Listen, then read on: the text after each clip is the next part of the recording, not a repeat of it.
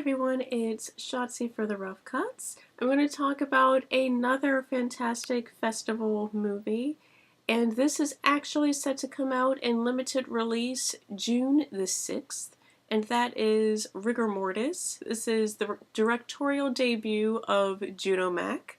Some of you may have heard his name. He's been kind of a bit of everything. Pop star, writer, actor, and now director. This movie comes from out of Hong Kong, and it really does pay homage to 80s Hong Kong cinema. If you are fans of Mr. Vampire, this movie reunites much of that cast, and there are also many notable actors from other kung fu movies of the 80s. One of my favorites, 8 Diagram Pole Fighter. Actress Kara Hui plays a very troubled widow in this film who has a young son. This movie stars Siu-Ho, who was in the original Mr. Vampire, and in this movie he plays a washed-up actor. Some may consider that to be not too much of a stretch for him. I wouldn't call him washed up, but it has been some time since he's done anything quite of note.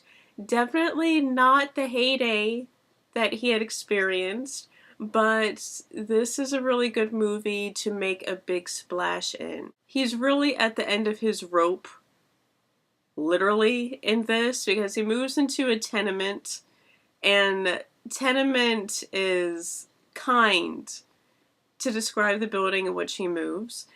And so he comes here just thinking there's nothing left for him.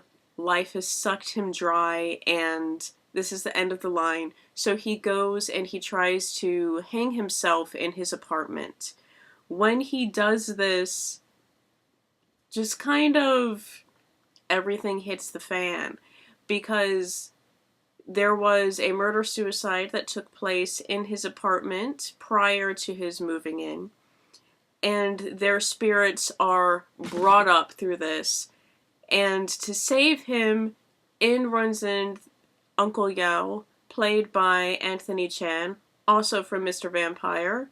In this, he plays a vampire hunter, so he is one side of the coin, so he represents the good, whereas actor Chung represents the very dark side. He uses the dark side of Taoist practice.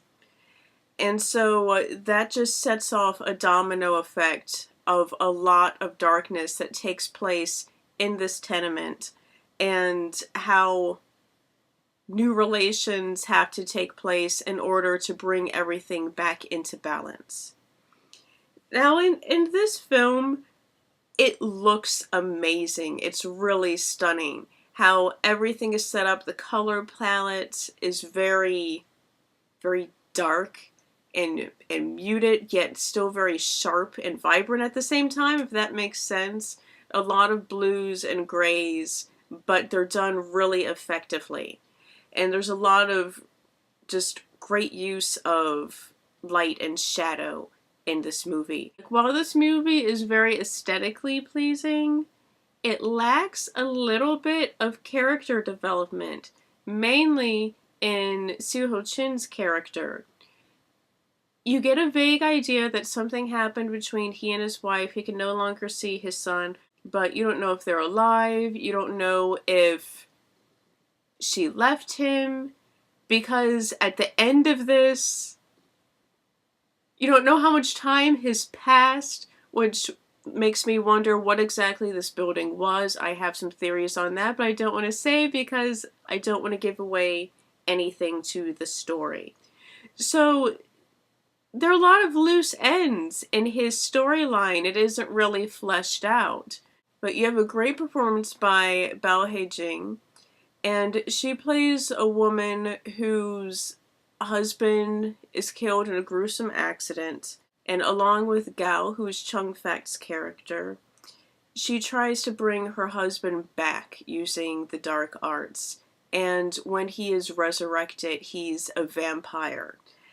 And that just sets the ball rolling into a lot of darkness, but her character development in this is a lot more fleshed out. She gives a really touching performance. It's really kind of heart-wrenching. She's really the only character that you actually feel any sort of emotional connection with. So that's my one complaint about this.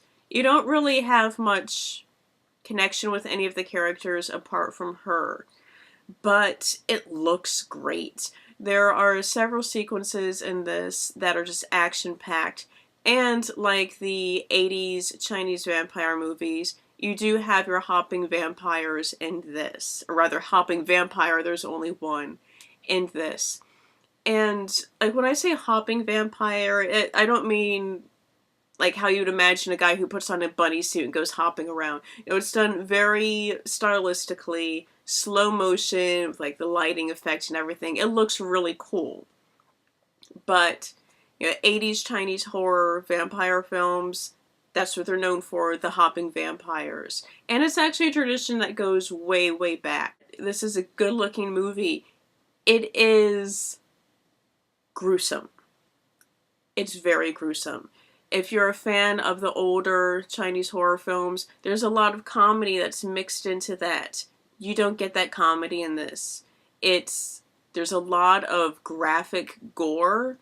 Actually, in Hong Kong, from my understanding, they got a heavily edited version of this. It didn't have as much gore or profanity, but over here, we get that full version.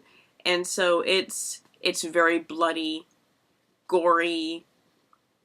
I mean, compared to American movies, there isn't much profanity, but compared to a lot of like Hong Kong movies, there's a whole lot of profanity in this that you wouldn't really find otherwise, especially from these particular actors. So that's a little different, but it's the times. It's the times.